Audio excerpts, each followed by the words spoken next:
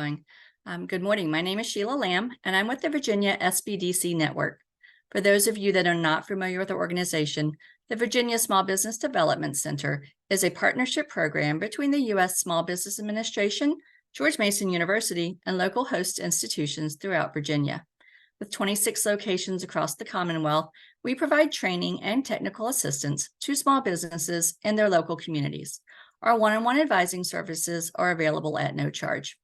Today's webinar, Get Retail Ready for the Holiday Season, is presented by the Virginia SBDC Network in collaboration with the Loudoun SBDC. If you registered before 5 p.m. yesterday, there was a handout included in your reminder email. If you printed it or saved it, we recommend that you grab it now. It will help you get more out of this session. If you don't have it, that's okay. We're going to drop it into the chat momentarily so you will have it ready to use or refer to later. We are recording today's presentation. It will be posted on our website, virginiasbdc.org. Due to the large number of participants, everyone's microphone is muted. But if you have questions during the presentation, you can type those into the Q&A box. We will be addressing those questions in sections throughout the webinar and then final questions at the end. We have also enabled the live transcript function, which you can show or hide via your own meeting controls. And now it is my pleasure to introduce our leader for today's session, Eric Bird, Manager and Lead Advisor for the Loudoun SBDC. Eric leads a team of experienced business advisors and educators to help small businesses thrive and grow. With 30 years of business experience, he has worked with companies and organizations of every size and structure. Please join me in welcoming Eric Bird. Good morning. Thank you, Sheila. Appreciate that. How's everybody doing today? Okay, that's a trick question because your mics are muted and you can't tell me. So hopefully that's not too weird. Here, I'm going to share my screen. All right, we have slides today. I'm going to try to be chipper. I'm not naturally a morning person, but I'm going to fake it for a little while. I like to tell people, and when I'm working with them live, that I naturally wake up around 9 o'clock. So if my tone changes at about 9 o'clock, you know what happened. I woke up. Thank you for joining again. I'm Eric Bird. I manage the Small Business Development Center out here in Loudoun County. I'm excited to bring this topic to you. It is obviously timely as we roll into the holiday season here. A couple of things before we get started. I like to take questions. As Sheila mentioned, the way we're going to kind of do questions is as we go. I know that's can be a little awkward in this format, but the way we want to do it is I've broken the presentation down into some sections. We'll talk a little bit and then I will open it up and give an opportunity for questions. You don't have to wait for that to go ahead and type your questions into the Q&A box. Sheila will be helping me to manage that. And so we'll take a pause every now and then and see if there's questions and then try to answer those. I also may be asking for some feedback. So if we have some feedback, then you can just put that in the Q&A as well. And then we'll kind of read it off when we get to one of those break sections. This is less of a lecture class so much as it is here's some things that I think are important to talk about. Getting ready for the holidays is always an interesting experience. So really, when I put this together a little while ago, the goal overall is to help you think about some simple but hopefully meaningful ways to get ready and some things to think about while the holiday season is progressing. So really, some of these are simple things. Some of these may be refreshers for some of you. But what I wanted to try to do was make this not the usual, okay, go do marketing and, check your SEO and make sure that, you have lots of product in your store and order early, all that stuff. Partly because, it's mid-October and hopefully you've done a lot of that stuff already. Because a lot of that kind of supply chain prep work probably needed to be done a while ago. So we're going to focus on some things that are actionable that you can be doing now that hopefully will help you. Some of these are what I like to call thought exercises to help remind us where to focus and how to be intentional through the holiday season. And for purposes of this conversation, I'm talking about holiday season really being mostly November, December, and January. So we're going to talk a little bit about the January going into the beginning of next calendar year as well. So here's what we're going to do. We're going to spend a little time. I'm going to have a couple of quick thoughts, just some impressions that I have working with businesses. Then we're going to talk a little bit about the customer, what's going on with the customer. That's I do a lot of that kind of teaching. Those of you, I saw a couple of names that I recognize. Those of you who've worked with me before know I'm all about what's the customer doing, how the customer thinks, customer perspective. We're going to talk just a little bit about that. And then we're going to walk through an exercise together. This is more of a thought exercise. It does have some structure, but really it's designed to help you get into your customer's mind for the holiday and maybe remind you of some things or give you some things to think about that you may not naturally think about as you're focusing on all of the different things that have to happen to run your business. And then we're going to step back and I'm going to outline a simple 4-part plan of things that you can do going into the holiday that will be able to help you be more efficient, be able to focus, and also help you be able to make adjustments as you go. That's some of this material I think is very interesting and it's very actionable, but it's also very simple.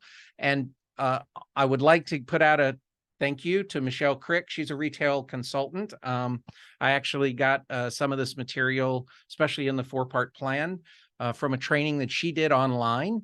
And I don't know Michelle, but I wanted to make sure to credit her with some of these ideas because I thought they were very good. That's her website. If anybody wants to check out Michelle's website, it's actually a very nice website too.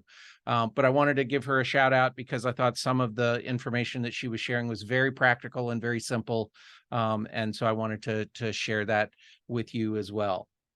Okay, so a couple of thoughts before we dive into really thinking about how to be productive during the holiday season. Planning is something that we do a lot here at SBDC.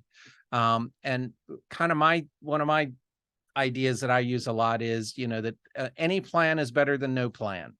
The act of going through thinking about situations and what might happen and thinking about possible scenarios and problems and solutions, I find it to be really helpful.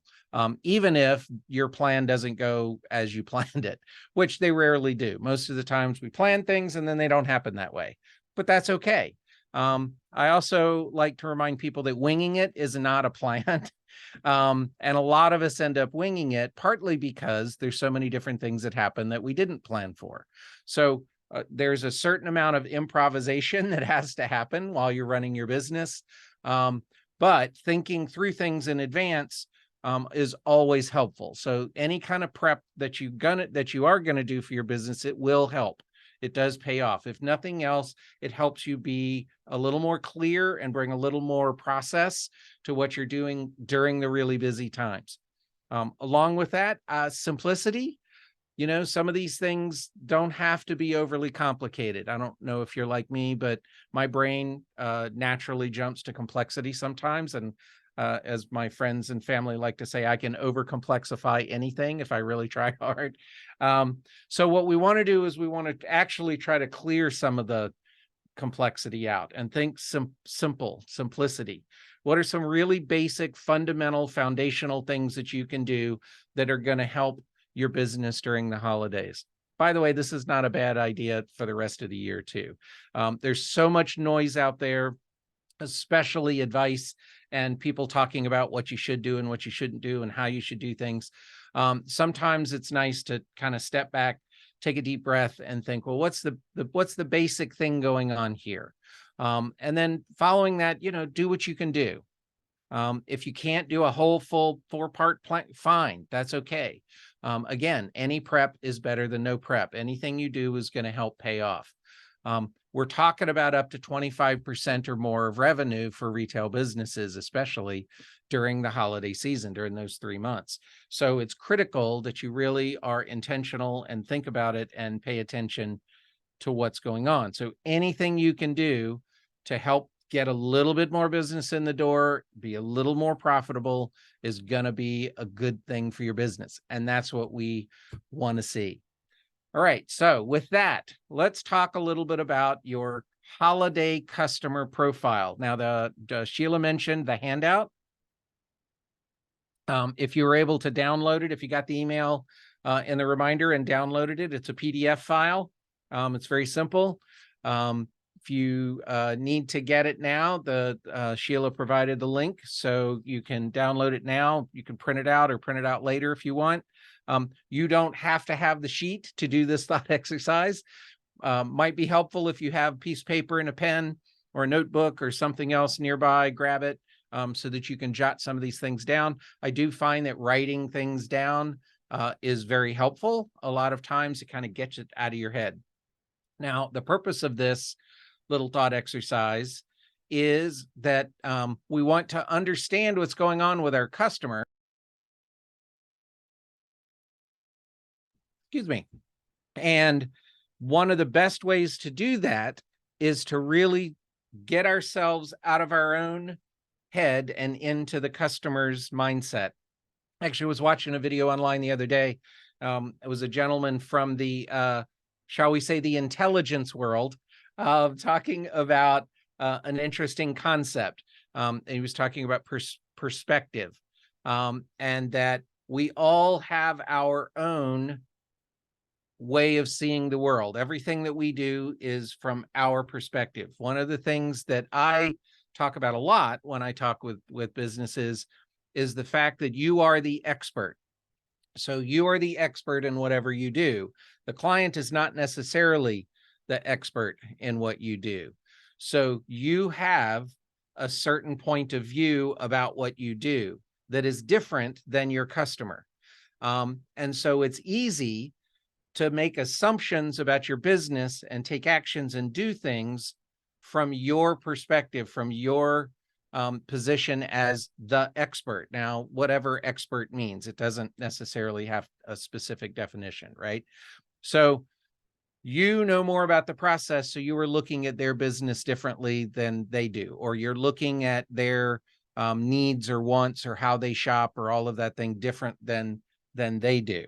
So it's helpful for you to try to do a thought exercise to think about, well, what are they thinking? How are they thinking? What's important to them in this context? And then really try to figure out how to prove or disprove, validate, are you right? Are you not? Now, going into the holidays, we don't necessarily want to do a whole bunch of new research and try to take off in new directions or anything like that. But what this thought exercise is designed to do is to help you think about what might be going on with your customer as we are going into the holiday season so that you can prepare yourself to meet them where they are. I talk a lot about with a concept called product market fit, right? It's the idea that the customer has certain wants and needs and desires and preferences and all of that. And in a sense, your job is to create and provide things that meet those needs, right? I like to use a problem solution, call it a problem, call it a solution. That's the way that I like to frame it because it's easy to understand. So when we look at what's going on with your customer, that's the way I like to think is, what are your customers thinking about what the problems are? So to start this off, and we'll get to the actual worksheet here in a second. I'm going to go through a couple of things and then we'll walk through the steps in the worksheet together. But really, this is about knowing your shopper from your shopper's perspective as best you can. So asking some basic questions like, who is it that shops with you and why do they shop with you? Not what do you think, but what do they think? Like, why do they think they shop with you, right? And then what is their mode for the holidays? Because there are different modes during the holiday. We'll talk about that here in a second. Are they in shopping for them mode or are they shopping for others mode?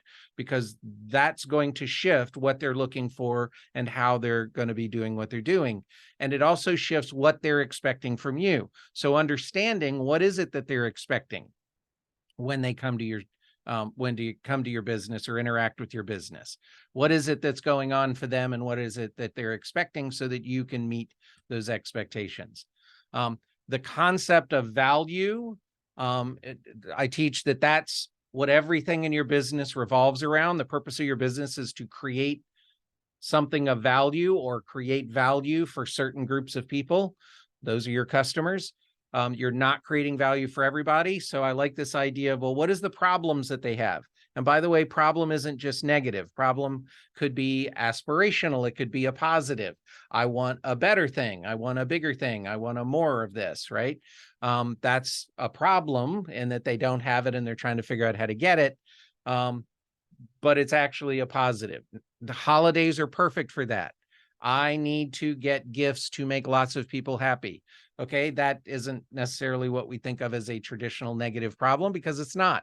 It's a positive problem. We like to get things for other people and make them happy. That's kind of the purpose, but it does create a situation that we could call a problem. So your part in this play, if you will, is to help them solve that problem, to help them get what they need. That's really break it down. That's what they need. And there's reasons why they come and shop with you normally. And then there's reasons why they come and shop with you during the holiday. So the holiday creates different problems or different situations for them to deal with. So having yourself think about those is really important. Think of it this way.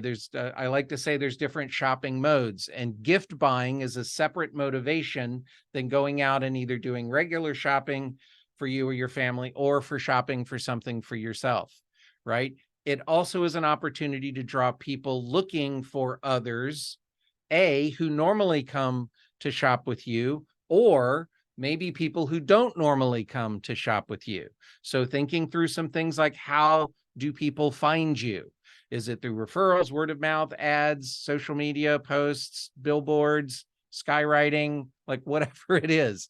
How are people finding you, and what is it that's going to attract them during this shopping mode for the holidays? And for the holidays, especially, the messaging needs to resonate. Now, this is actually true all the time. So you want to be able to be a little more creative and a little more proactive during the holidays, in part because there's a lot more noise going on during the holidays. Everybody's talking about the holidays. Everybody wants people to come into their business. So it's a great opportunity to look at being creative and to create something that people want to talk about or will talk about and share with each other, right? That resonates with them. You're really looking for reasons for them to come back. And we'll talk about this kind of in the second half when we go through the 4-part plan. That's part of the purpose of the plan. So we really want to give them reasons to notice us, and then to also come back, which can take some creativity. So, all right, so let's move to the thought exercise. Now, the way I'm going to do this is I'm going to pull up the topic, the first topic. It's on the worksheet. You have the cheat sheet in front of you. You know what's coming. I'll ask the question, give a couple thoughts. Then I want to open it up, right? What I'd like for you to be doing is, when I get to the question, I want you to start writing stuff down, or start thinking about it, if nothing else, if you don't have anything to write with. Doesn't have to be on the worksheet. Again, can be on a piece of paper, in a notebook, whatever. Post-it notes. I got lots of Post-it notes. It's all fine. Whatever you need to write on. Then I'm going to open it up. If you have questions or thoughts or observations or something to share about that, that would be fantastic. Please type those in to the question and answer. This will be a lot more interesting, by the way, if people do that. I don't like to voluntold people to do things, so it's up to you if you want to participate. But we'll then maybe address some of those, or answer questions about some of those, or share some of these things. You can help each other too as a community of businesses. So, all right, there we go. The first thing, step 1, this is the first thing on the sheet, is to describe who your main customer is, right? Who are they? Now, my thought on this is, I don't care how you describe who they are. Some people describe their customer profile or customer profiles in a very demographic way.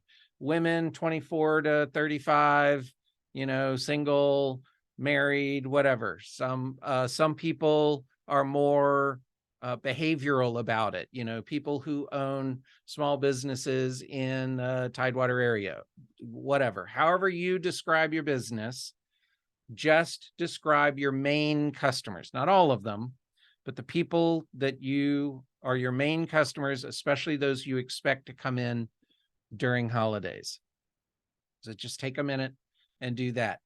And then if somebody has a question about doing that or wants to share who is your main customer, great. Type that in the Q&A. Let's see what people are looking at and how people are defining. We did have something pop in. Let's Excellent. see. So we do online and pop-up shopping only. What are ways I can get to know my online customers?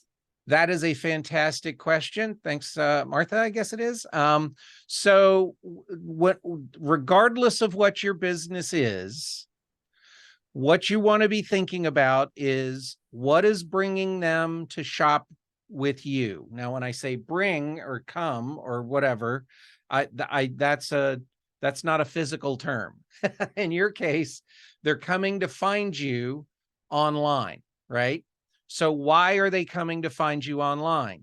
And are there particular groups of people who are more likely to come and find you online and particularly buy your products online, either because of what they do or something they're looking for? What's the common thread? What is it that people have in common? Do you sell a specific type of product? Do you focus on a particular style or aesthetic? Or is it very functional? Do you just sell kitchenware? That kind of thing. So part of the who are they is, if I'm selling kitchenware, it's people who cook. So how you define them can be also by their behavior or by their kind of psychographics, what their preferences are, what they like to do. So excellent. So we got Mitzi here, like main customer, women 30 and up. Okay, good. That's good. Sorry, Sheila, I'm popping in there. I actually pulled up the Q&A so I can see it too. I didn't tell Sheila I was going to do that. Hey, that's awesome. I'll sit here and drink my coffee. So one of Sheila's main purposes in this session is to make sure I don't miss anything, which is a really good idea if I get on a roll. So yeah, I'll be in the background when which you need I me, am just let me wants know. to do. So it's all good. but that was a really great question about how is it that you're defining who your customer segments are, right? So when we think about what a group of people who is going to come and shop with us, if you tried to connect with and get to know or think about every individual who might come into your shop, that would just be overwhelming, right? It's impossible to do that. So instead, what we do is we want to group people into groups of people that have different categories or have categories that make them more likely to want to come to shop with us. It might be their age. It might be the location where they are. If you have a physical shop, then probably they're going to come from a particular geography. It might be a local, within X number of miles. If you're a more tourist-based, tourist-based, then maybe they're coming from outside your area. Then that would be part of the common thread that brings them in. If you are online, it could be that they're looking for a particular experience. It could be that they're looking for particular types of products. So one of the questions we ask is, well, why do they want those particular types of products? What are they doing? Why are they doing that? So what is going on with them? So we'll go ahead and I see a couple questions. We're going to go ahead and bring in the next question, which is, why do they shop at your store normally? So again, this group of people that have these characteristics in common, they're coming to your store, they're coming online and finding you. What is it that's going on? Why do they do that? Why are they coming to your store? I jokingly say my, my 2-word definition of marketing is why you, ? So why do they want the thing you have at all? And then why do they want it from you? What is it that you bring that's different than what other people bring? So who are they? How do you define them? And then why is it that they are shopping with you? All right, so David has 2 different customers: outdoor enthusiasts, people who enjoy hiking, and parents who want their kids outside more. Okay, good. Should I target them differently or together with cold outreach? So that's a great question. And you kind of started to answer your own question there, I think, David. Not all hikers have kids. That's true. So when you are thinking about their situation and what's going on for them, and looking at their motivation, first to shop, but more importantly to buy, right? We like it when people like our stuff and when they shop, but it's more important that they actually buy. So who we're really trying to draw in we are trying to draw in people who are looking for specifically what we have, that want to buy it, not just like it, right? So there's nothing worse than having especially in a physical retail shop, lots of traffic, lots of people coming in, and nobody buys anything. Same thing online, actually. So what I would ask there, David, is are those 2 sets of people different enough that you need to create different messaging to reach them? So if you were talking to people who enjoy hiking, they may take their kids, as you pointed out. They may not, or they may not have kids. So why are hikers specifically going to come to your business to get what they need to do hiking, right?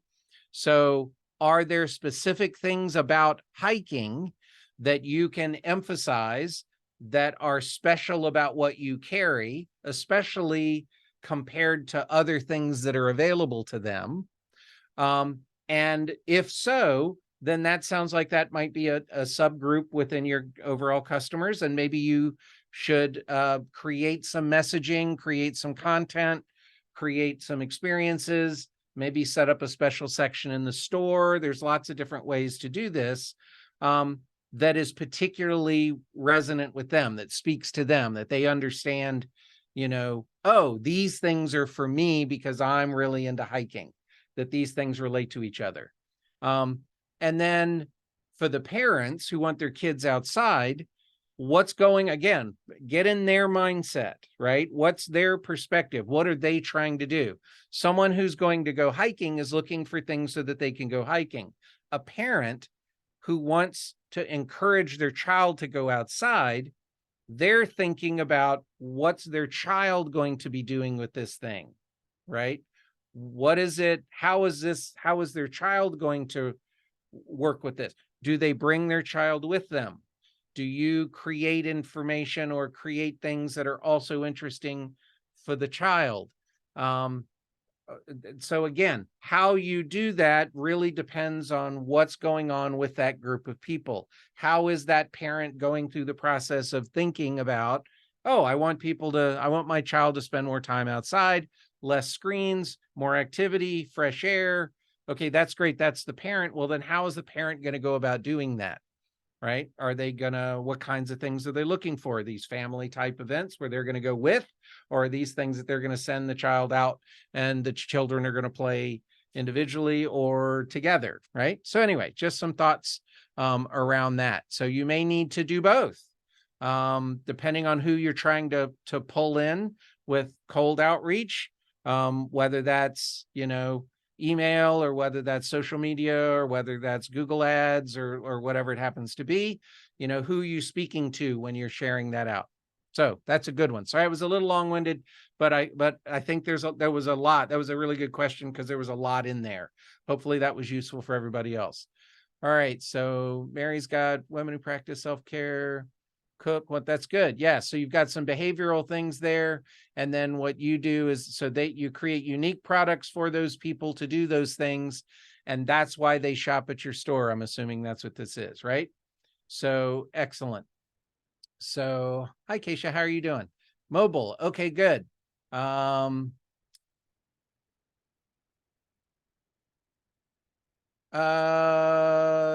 Sheila, we hadn't planned on opening microphones, No, had I'm we? sorry, Keisha. And I'm not sure how to do that. I've never done that before. But if you could maybe make note of your questions, maybe you could just reach out directly to Eric. That would Try be not to be able perfect. to give you instantaneous gratification for your questions there.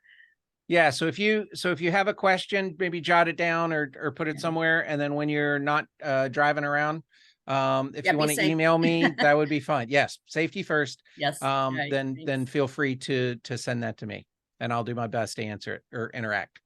Excellent. Thank you for checking, though. I appreciate that. All right. So the third question along the lines of that is, so once you kind of have an idea, here's why people come to see me or to come to us normally. Okay, well, what's going on during the holidays? Are they coming to you during the holidays for something different? Or is it the same? Right? So why is it that they would come in November, December, and January? It might be the same reasons. It might be different. Now, one thing that's probably different relates to step 4, which is, well, what are they looking for? And it may be something beyond the products that you sell. So we're talking about expectations a little bit here. So why are they coming to the, are they buying gifts? Are they, depending on what you sell in your store, are they looking for holiday items like decorations or items that they're going to use during the holidays? That they're going to, is it, are there, do you sell the ugly sweaters, right? Are you selling holiday decorations? Are you selling cooking stuff? Are you selling things that they might use for some other reason during the holidays when they get together with people? There's lots of reasons that why people buy specific things during the holidays. Some of them are to use during the holidays. Some of them are to use as gifts. So gift giving is obviously a big thing. It might be decorating. It might be that they're giving presents. If they're giving presents, and that's why they're coming to your store, then that's really useful to understand. If they're buying home decorations to decorate their yard, then gift wrapping as an incentive probably isn't going to help very much, right? So things like that. If you are timing, also, we'll talk about timing here in a little bit, but also timing becomes an important thing when you are offering certain things, because if they are decorating, they're probably not going to decorate for Christmas after Christmas Day, right?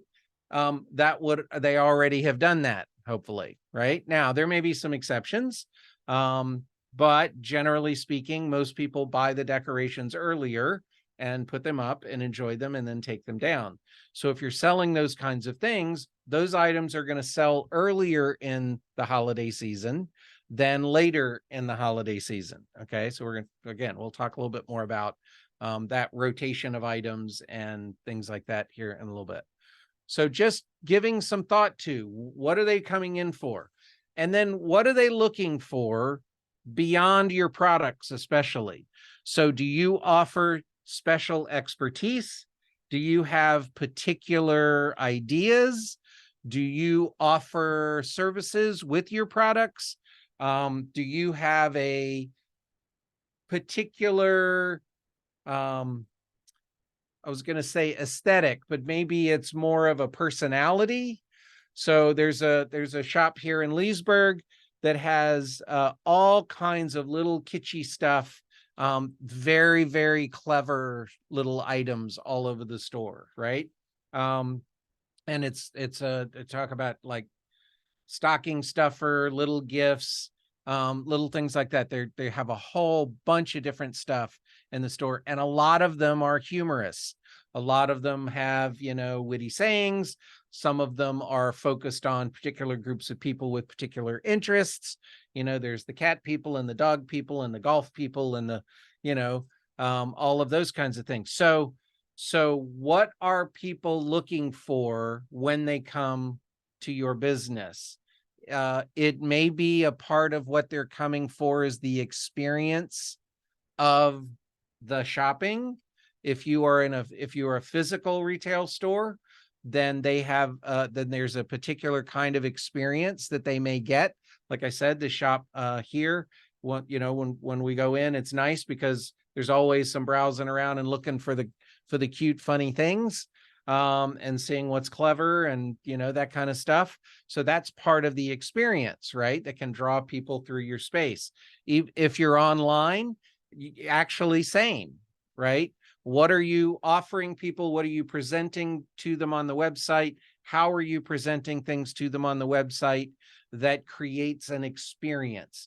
It might be really efficient, and that's the experience they want. They want to find the stuff as quickly as they can, get the information. It may be that they want to see a bunch of variety, in which case you're going to put a whole bunch more pictures of products on the page and then let them click on things to get more information. It could be that you need to categorize things. So you might be able to, put certain things on this part of the site and certain things on this part of the site, just like you would in a store, right? So thinking about the store as the online store as a virtual representation sort of a physical store, the traffic pattern through the store is different because our behavior online is different, but the concept is very similar. What am I looking for? How am I being drawn through this experience to find what I want to find and see what I want to see? Also online in an e-commerce or a website is an opportunity to proactively provide information or provide ideas or offer things, not necessarily, popping stuff up on websites or whatever, but even in sidebars or in little comments or different places around. Sometimes this is done in physical stores with signage or by having your employees wander around and chat with people, right? So, okay, got a question. Mitzi, can you give me example skincare, online business, and craft events? Can you elaborate a little bit, Mitzi? I'm not 100% sure I know what you're talking. I know I get it. It's about skincare products with an online business. So you do craft events and online business. Okay. So let me know if I got that right. So you're asking, your business does online and you do craft events. So I assume like farmers markets and craft shows and things like that, and you go out with skincare problems. Okay, good. So if they are coming to your site or they are coming to your table or booth at the show, what are they getting beyond actually buying just the skincare products? So you have the skincare products either way. There it is. Is there a reason why they come see you or they come to ask you questions? So do they have specific questions? Do they want to get advice on things? Do you provide information about why this and not that? Is there information that they can't get other places or isn't as easily accessible about those conditions or about the products? Maybe it's the contents of the products and why what's in your products are better. It could be around different ways to use the products. Could be things like that, right? So that could be so again, without knowing the exact information, I'm not sure what you're presenting, but what you want to be looking at is, what is it that they're getting by coming to you? Is it that they come to you because they can ask questions and you don't talk down to them, right? Do they have a nice, comfortable conversation with somebody when they're buying from you, either by chat online or in person at the craft shows, things like that. So Sheila, do you have Keisha, the best I think we can do with the phone participants is to have you send questions after we're done, unfortunately, unless you're able to pull over and type. Yeah, Eric, I just went in and I saw allow to talk beside. I'm going to try that, Keisha, if you're there, and see if it allows you to talk. So We'll try it. Are you Okay, good for that, Keisha, Eric? we're gonna open you up and see if you can chat. See what happens. Okay, let's see what happens. Here we go. So let's see if And it. you're welcome, Mitzi. I'm glad you're doing those things. Good. Hello. Oh, yes. Okay. Oh, great. It's working. Can you guys hear me? I can hear Yes. you, so go ahead.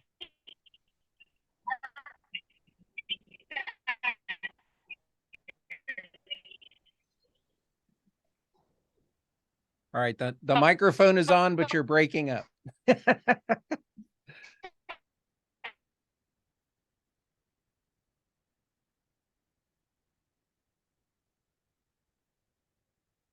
We may have lost her entirely. All right.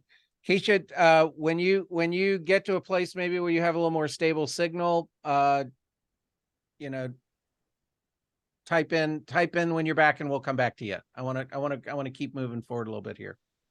But I don't want to lose you now that we know how that works. Yeah, it's too broken Okay, up. let's mute her, and when she gets, hopefully Okay. she can get back in a little bit and we can pull her in, Sheila. Thank you. Okay, so step 5, and we're going to talk a little bit more about step 5. worries. Can you mute her again? Thank you. It looks like it's muted. I'm not sure why Okay, it's thank not. you. Thanks. I'm sorry. It No, looks that's all muted. right. It looks muted. Am I not technology. seeing it?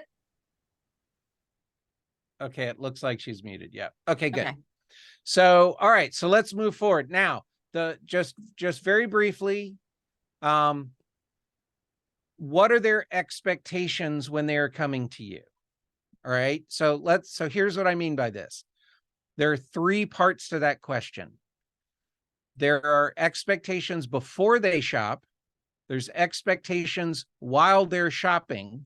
And then are there expectations after they leave or after they stop shopping? So let's use a couple of examples to help maybe kind of hone in on what I mean. So before they shop, do they expect information from you? Do they expect to know if there's a sale going on? Do they expect to know where to park? Do they expect to know that you have particular items in stock? Or if you are having a particular sale at a particular time? Do they want to know if you're participating in Black Friday or Cyber Monday? Do they want to know what your hours of operation are? Especially if you're physical? Do they want to know that they can ironically, ask a question, whether it's virtual on your website or whether it's a person in person? All of these things, right? So what are they thinking before they actually go into the shopping experience? Now, this is especially, I think, for a physical space, but not just a physical space. It can also be for an online space. And then what are their expectations while they're shopping? So if it's online, do they have particular expectations about what information is going to be available? Do they have certain expectations about how to browse around your site?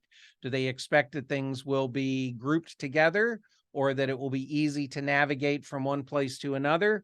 Do they expect to be able to put things in the cart and leave them there and come back later and not have them disappear? Do they have the expectation that they'll be able to ask a question about a particular product? Are there things that they are looking for in addition? Are they expecting to have free shipping? Are they expect all that kind of thing? In a physical store, a little bit different, but similar. Are they expecting to be able to see prices clearly? By the way, so my girlfriend works in retail, and that was one of the things that she was telling me. She's been in that business for 30 years. And she was telling me that price during the holidays, especially clear pricing, because if you think about it, if it's ambiguous, people see something and they go, oh, this is cute, but they can't really find the price and they don't really know how much it is. They're much more likely to just put it back down and not buy it. So clear pricing. Are they expecting clear pricing? Are they expecting your hours to be a certain thing? Are they expecting employees either to answer questions and be available Or are they expecting your employees to leave them alone and let them shop, right?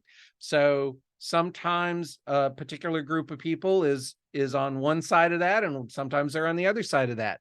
Are your regular customers want interaction and your brand new customers don't? Just some things like that. What are they looking for when they're actually in the shopping experience? And then an opportunity that I think people don't think about is, well, what are they expecting after they leave? Now, here's part of the reason I mention that. If they are not expecting you to reach out to them after they leave, and you reach out to them in a positive way after they leave, is that helpful?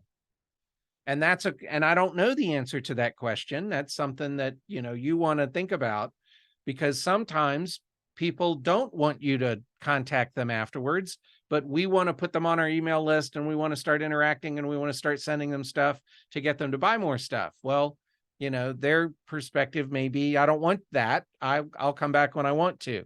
Or it might be the opposite. It might be that they appreciate a thank you note afterwards and say, hey, by the way, there's another product that relates to the one you bought, and maybe you'd like to have it, right? So what is it that this customer group is expecting once the shopping experience is over? Do they expect to be able to return it? Do they expect that to be no cost? Do they expect to be able to ship it back to you and you cover that shipping back if they need to return it? Can they exchange it? All that kind of things, right? If it has a problem, can they contact you about it? All of those things. What are the things that they're expecting? Now, the reason that we like to think through this in some detail is because it helps you understand what the mindset of your customer is during the holiday season. So here's what is going on for the customer. This is what their world is like during the holidays while they're interacting with your business, so that you can think about, how do I make that a more positive experience for them? Are there things I need to put into place?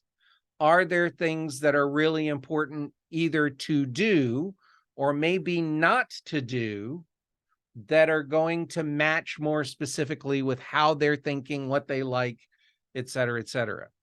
Remember, with so much revenue and profit on the line, any little improvement that you can make, even if you can't do a big thing, if you can do a little thing for a bunch of people, that actually can be really impactful for your business during the holidays. It can really help you out. Okay. So that's just some things. Now, this exercise, you can do this exercise a few times. All right. And by the way, this is not a bad exercise to do not during the holidays too. So you might want to do this as you go into, February, March, April, because, there's some holidays going on in that time frame as well, that you may be able to use that particular thought exercise to think about what's going on for planning for other holidays like Valentine's Day or St. Patrick's Day or spring, Easter, other holidays that may be coming along. Okay. All right, cool. Good questions. Thank you for that. Hopefully we'll get Keisha. And Keisha, again, if you're listening, if we can't get your question asked, then you and I can interact afterwards to ask your question. I love the technology. Okay, now let's talk about it. How are we doing on time? Okay, we're good. So I want to talk now about a simple 4-part plan to prep yourself, prep your business. I'm going to walk through these. So the way I'm going to do this, there's 4 of them. I'm going to walk through each of them, and then I'm going to pause after each one to see if there's any questions. I'm going to kind of keep an eye on the time, but would like to be able to, we obviously want to get through all these by 10 because we respect your time. You need to get back to your business. But I want to be able to give people a chance to interact with all these. So the first thing is look back, basically analyze what happened last year. Now I've got some suggestions here, which is pull a daily sales sheet or at least a weekly sales sheet from last holiday season and see what the flow looked like. When were the high points? When were the low points? Did they match patterns? You're looking for patterns. Did the patterns of promotions and events like Black Friday, Cyber Monday, the specific holiday dates themselves, what were the trends in revenue and your profit margins during those things? I was listening to somebody talk about holidays, and they said a good general rule is Black Friday brings in lots of traffic, but the week before Christmas brings in a lot more profit. So, because there's not necessarily people looking for that Black Friday sale particularly, right? That's an interesting pattern, right? Or a trend. What were the activity high point and low points? Can you spot conflicts or opportunities around major events? Again, like Cyber Monday, Black Friday, Thanksgiving holiday, those kinds of things. Were there things that you noticed about last year that would be useful to just notice the pattern? Look at what promotions you did last year. Look at when you did them, right? And by the way, not only when did you offer the promotion, but when did you market them? Take a peek at how your inventory moved. Like when were certain items hot? When, what was the flow? How many things did you sell at particular times? Did they match with those promotional patterns or the events, etc.? And then just generally what you're looking for is, was there anything important that you learned last year? That's a particularly important thing to look at regularly in your business, but especially for a big thing like the holidays. Look at last year. Is there anything important you learned? Now, I did an in-person version of this talk last week with some local businesses here in Loudoun County. And one of the things that several of them mentioned was that last year felt like an aberration. It felt different. Obviously, the last several years have been topsy-turvy with lots of businesses, especially retail. So their feeling was that they're not sure that this year is going to look like last year did. Last year for a lot of them was pretty good because it seemed like a lot of people were coming back out. Things were opening up after COVID. And so they saw, a lot of activity.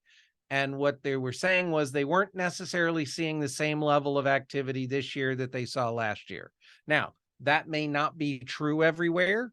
That may be here. In physical retail, it can be very regional. So it may be that the trends are different in your locality or geography. But again, looking at last year and thinking about last year is a useful way to put yourself in a mindset of being able to spot trends and patterns and what might not be useful this year. So anybody have any questions or thoughts on that? Looking back and analyzing last year. One of the things that I like about this is that it helps you keep maybe a healthy expectation. It's easy to get overwhelmed in the middle of the holiday season. And so thinking about it in advance as to what might be happening based on what's happening in the past, I think is always a good thing. This one's pretty straightforward too. Look at what happened last year. If you're brand new and you don't have a last year, then obviously doesn't necessarily apply to you. Although you can talk to people. Talking to some other business owners and people who were in retail last year might be helpful to kind of see what their experience was and what they are noticing about this year versus last year. Okay, not seeing any questions, going to move on. Now, predictably, now we're going to look ahead. So take the information from last year, think about what's going on this year, and then create a holiday calendar. Now, your holiday calendar will be specifically, what is going on for your business based on what you've noticed. Again, one of the people last week said that she wasn't necessarily going to do what she did last year exactly. So this year was going to look different. That's fine. So identify conditions that are different and the same from last year after you look back. Then create a calendar of the events and the promotions based on what you have noticed or what you have learned, right? So when are the events and what are the dates and the promotions that you specifically want to do this year? Map them out. Are you going to do the same thing as you did last year? If not, what are you going to do different? Right? Are you going to, highlight certain holidays? Are there things you can leverage this year that you didn't last year? And then on your calendar, I recommend that you put some check-in times. So when do you need to do a quick check-in? Put it on your calendar. If it's every 2 weeks, if it's every 3 weeks, if it's once a month, whatever it is for you. And the reason that I like you to put that on your calendar is that it reminds you to take a breath and look at things and go, okay, how are we doing right now? What's going on? How are we doing versus our plan? Now, again, you'll create a calendar, you'll create a plan, then it's not going to happen that way exactly, right? That's the nature of it. However, put some check-ins to remind yourself while the fur is flying, so to speak, that you need to stop and take a look at how are sales doing? What's our margin look like right now? What's going on with inventory? How are we doing? Do we need to change anything on the website? Is there anything any information we have gotten from customers that have interacted with us that is usable and actionable right now? Making mid-season adjustments is a really powerful thing. If, when you notice something, either something isn't working or something's working really well. Great. If it's not working very well, then, check in and go, all right, well, how do we make adjustments to this? What have we learned? Okay, we're going to de-emphasize that. We're not going to do so much of that. If you see something that is working, okay, great. How do we ratchet that up? Can we do more of that? Can we create some more content like that? Can we do another event that looked like, let's squeeze in another event that looked like that one because that was really popular, right? How do we match what the customer is thinking? This is why the whole customer profile thing is so important, right?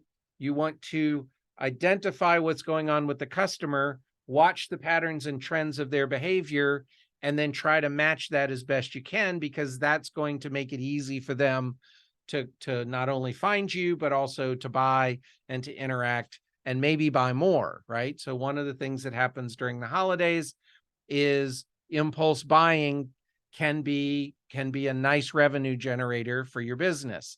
Now that's a thing that, hopefully happens all year round. But if they are looking for particular things and you make that really easy, then they may be in a more, in a better mood to, grab that extra little thing to put in a stocking or give to as a present, or, that cute little decoration that they're going to put in their kitchen or whatever, right? Just making some of that up. So any questions or thoughts on creating a calendar? Now, this can include your promotions, right? So if you were mapping out a social media communications calendar, if you are mapping out an ads calendar, if you haven't already bought, advertising locally or elsewhere, when do you have different promotions releasing? What's the topic? Who are you trying to draw in with that? Are you doing certain things with the business? Are you offering free shipping for a particular time? Are you offering a particular sales discount at a particular time? Are you going to offer a buy one, get one free, or a buy one, get one half off, or free gift wrapping, or, bring your dog shopping day, or like whatever, and anything that you're doing that's designed to bring people in, then, when are you going to do those things? All right. Hi, Ella. Thanks for the question. I'd have hands-on shop, wig bra, mastectomy shop, wig shop at 18 years. Okay, good. So you have already been doing the one business for a long time, and now you're doing Something new. Okay, that's cool. So, and you added that before last holiday season. So if that is the same customer segments that are coming for both, which would make sense. That makes perfect sense that you would add the new focus on the from the business. Then you can do things in your calendar to draw in those specific groups of people. And actually looking at last year and seeing what, kind of what were the patterns of when people came in might be very useful. So that's very cool. And then one of the other things that it occurs to me, looking at kind of your profile is, are you a shop that other people would go to buy those people, the cancer patients, buy them gifts and presents? Because those are things that are not available just anywhere, right? So how do you reach out to the community of people around those people, right? That is going to let them know that they can come to your shop to shop for those people in that situation that they love, if that makes sense. So that's interesting. Thank you for sharing that. All right, very cool. Okay, next slide.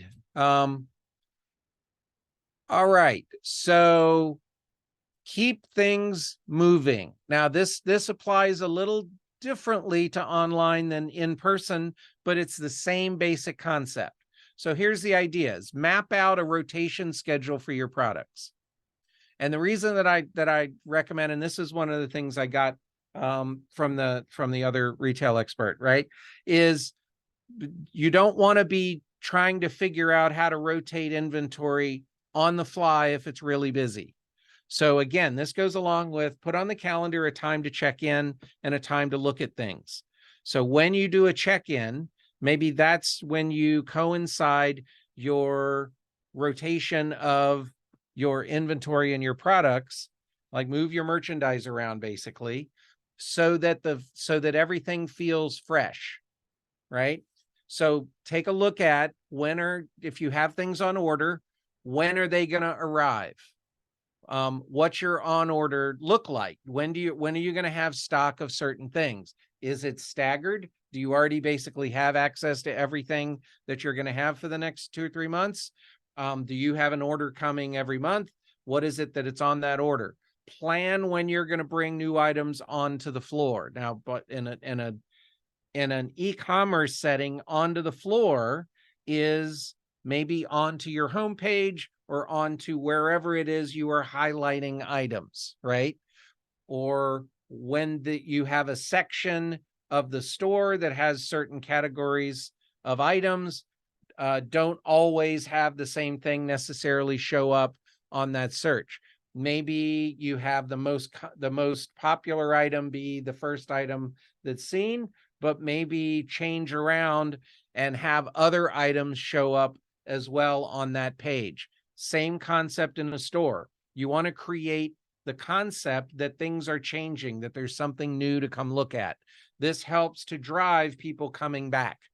If you think about it, when I come to the store, whether it's online or in person, and I walk in and I see everything and I look around and then I go away and then I come back and everything's exactly the same, then I'm going to be like, oh, I already know what's here. So I'm less likely to think, ooh, let's go check and see what's new there. Now, this can be especially important for physical in-person stores, but it also is a concept that works online, right? So what is it that you're going to do to keep things moving so that it feels like there's newness in your store? One of the ways to do that is what I mentioned before, which is look at when do certain items typically sell. If you have holiday specific items, well, then you may want to highlight those earlier in the season and then pull them back a little bit and highlight gift items right? And then late in the holiday season, you're going to want to start rotating regular items back in that you sell throughout the season. And you don't want to totally lose those, because those, are things people may buy throughout, even though they're not necessarily gifts. Using the skincare, for example, if I run out of moisturizer, I need more moisturizer. It doesn't matter if it's the middle of the holiday season. If it's middle of November, I'm going to buy more moisturizer, right? But I also may see something that I want as a gift, or there may be some holiday things. If you have a fixed inventory, in other words, you don't have new items on order that are going to be coming in, that's okay. You can rotate things, especially in a physical store. You're going to rotate things to the back and then rotate them back out later, right? This idea of feeling like there's movement and freshness and newness in the store is really helpful. It gives people the sense of something's dynamic is going on, that there's movement, and that they want to come back in and see what's different and what's changed, right? So it's in a sense, you're sort of giving people a reason to come back. When do people come back? Why should they come back? You also, now this is a little more drastic, you can change displays. You can change the flow in the physical store, like where do you actually put things? Now, there can be some downsides to that, so you want to be careful. You still want to make things easy to find. But, maybe put new artwork out, or change the signs. That's actually, I was watching a documentary on Trader Joe's the other day, and they were talking about how they have like the handcrafted, all their pricing signs are handcrafted price signs, like somebody hand wrote them, right? Well, those are designed by an artist, actually, right? Which is fine. But they're designed in a specific way. So if that's an opportunity, so change those out and have holiday pricing signs or something like that. Again, just change it so that it's inviting and entertaining if possible. Shopping is an experience, so try to make it fun and interesting for them. That's kind of the idea here with the merchandise rotation. The other thing you can do is cross merchandising with things. If you have one item and there's an item that relates to it, hopefully you're going to put it nearby, either on the webpage on an e-commerce site or nearby physically in a store. When you change things around, you can change the cross merchandising items too. Maybe there's something they hadn't thought of, right? So just give some thought to that. All right, got a question. Good. Have a pie shop. Customers pre-order for Thanksgiving. Contact customers based on their contact from last year to ask if they'd like to order this year. That's actually, I would say, Khalid, that's actually a great idea to reach out. And now when you do that, think from their perspective why they would want to do that, right? So, and be legitimate about that. There's concepts like scarcity and exclusivity and things like that are psychological triggers for people.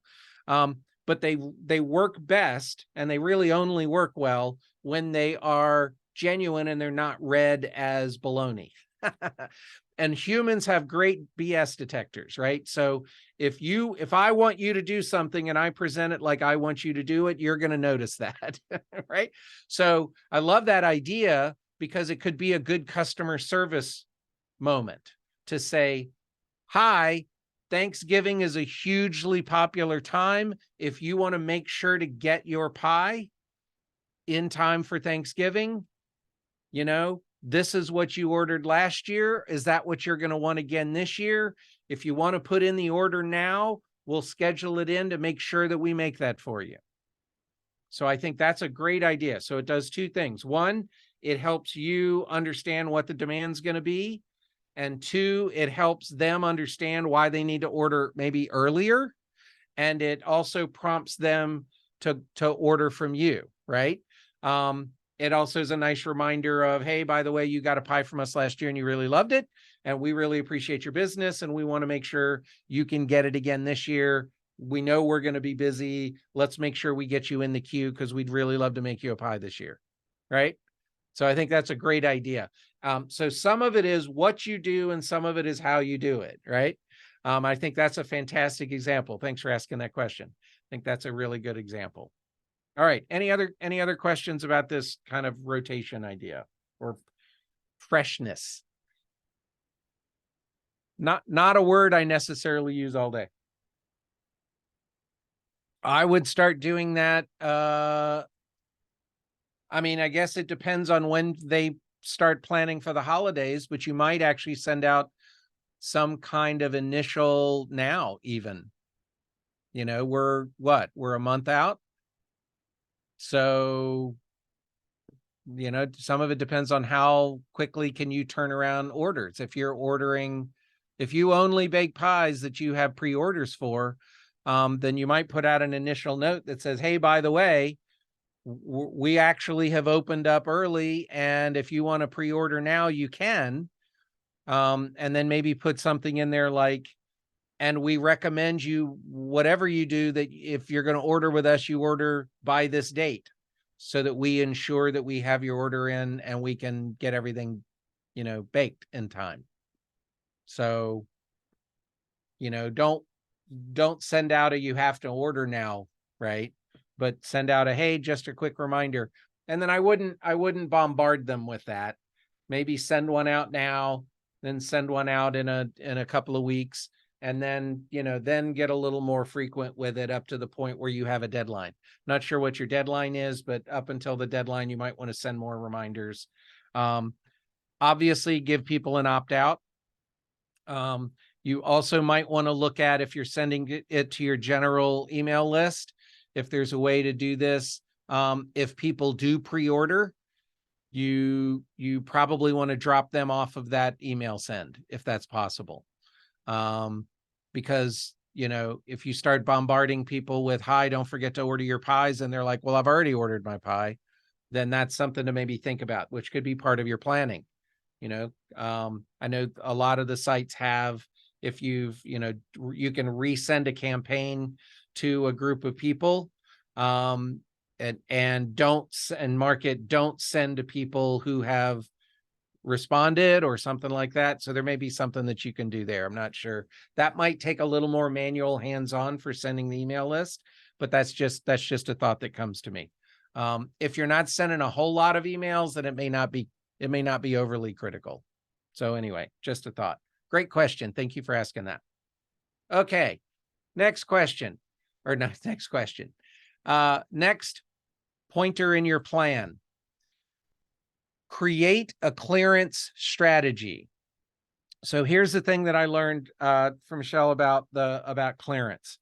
You don't have to wait until after December or after Christmas to put things on clearance.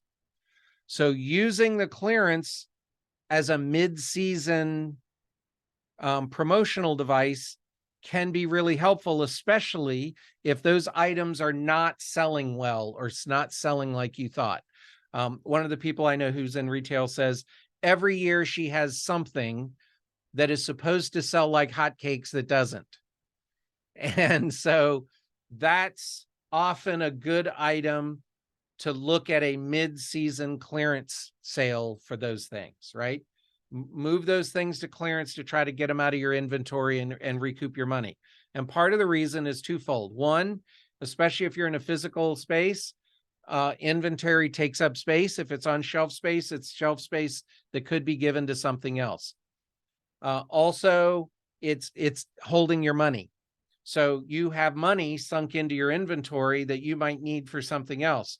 So if an item is not moving the way you thought it would, maybe move all of it or some of it into clearance and see how it moves then.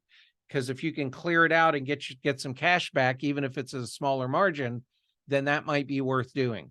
It also can help with this idea of freshness routine, right? You have those holiday items that you're going to sell at the beginning of the season, and then towards the end of the season, they're not, as people aren't really buying those as much. So maybe move those to clearance, get them out of the main, traffic pattern or whatever, put those on clearance, try to move some of it to get it out of inventory. There's people who are looking for deals either not maybe to use this year, but maybe they're going to buy stuff for next year's holiday, right?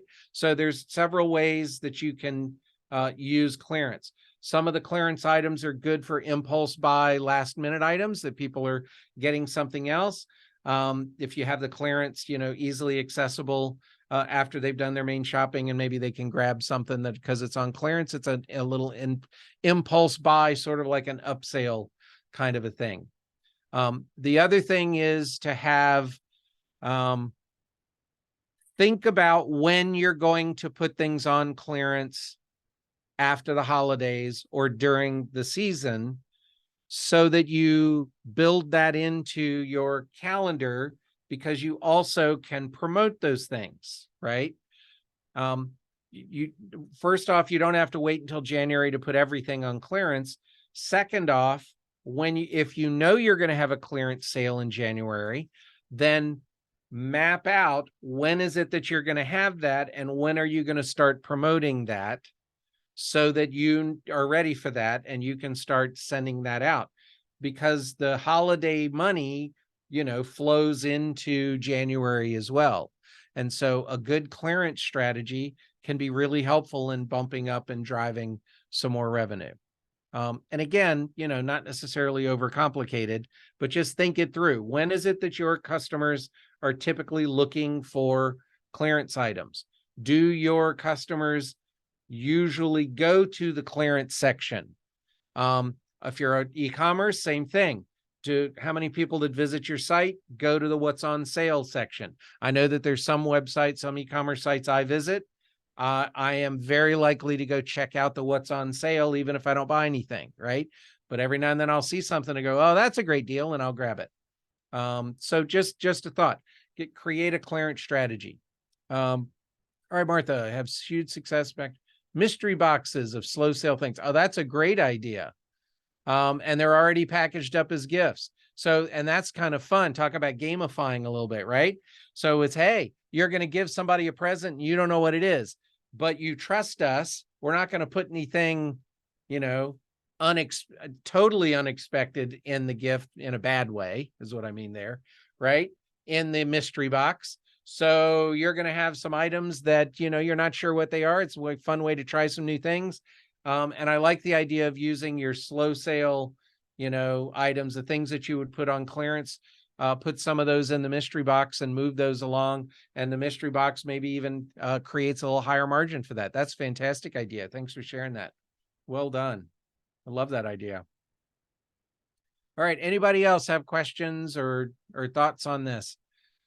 Again, this whole session is not so much, hi, we're going to give you revelations that are going to change your business from the ground up. These are just things to keep in mind that are fundamental,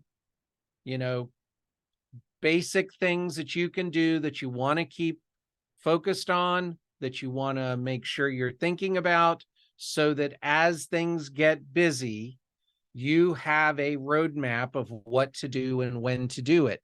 A lot of the purpose of this basic plan is so that you don't forget something, so that you don't forget to put things on clearance, so that you don't forget, that the holiday items that you had out early in the season need to be rotated out because people are not really looking for that, and instead put something more relevant to this moment in there, that kind of thing.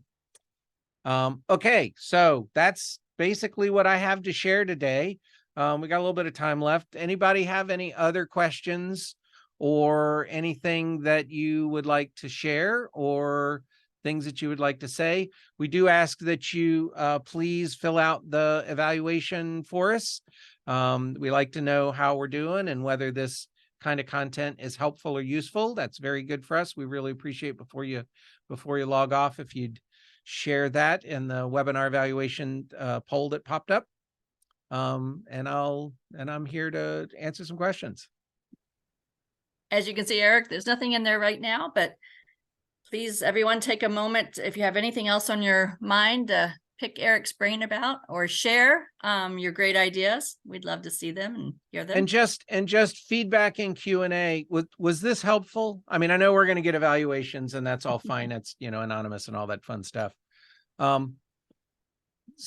This was a new way to deliver some of this information this year that that I came up with. And I'm curious if you feel like this was helpful. Earlier in the season, there are some things about supply chain and financial planning and things like that that are also useful. But at this stage of the game, I think it's useful to just kind of get some basic reminders. Thank you, Maria. I'm glad. Good. I'm glad it was helpful. Yes, actually, Mitzi, Sheila can send out can you send out a follow-up email with my contact info? Right. A follow-up email will go out within a couple of days. It will have, I can actually have all of Eric's contact information in there. I don't know if it's at the end of your slides here, because these slides will also be, and I can actually drop it in the chat too before we go. So yeah, that would be great. We'll have, and yes, Tony, the slides will be available. Like I said, within a couple of days, the recording and the slides will actually be sent out. So you'll have everything. So if you didn't take great notes or, you know, it's fine. You'll have everything you need. And I'm going to go ahead and drop that contact information in the chat right now. So one moment.